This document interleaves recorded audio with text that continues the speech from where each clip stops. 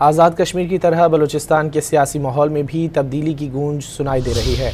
Peoples party के दो अरकान असम्बली की जानिब से वज़ीर आला पर तनकीद के बाद लीगी सेनेटर दोस्तन डोमकी ने सरफराज भुगटी की तब्दीली का इंदिया दे दिया। मज़ीद जानते हैं डॉन न्यूज़ के नुमाइंदे अब्दुल्ला ज़हरी से। अब्दुल्ला, क्या तफसीलात हैं?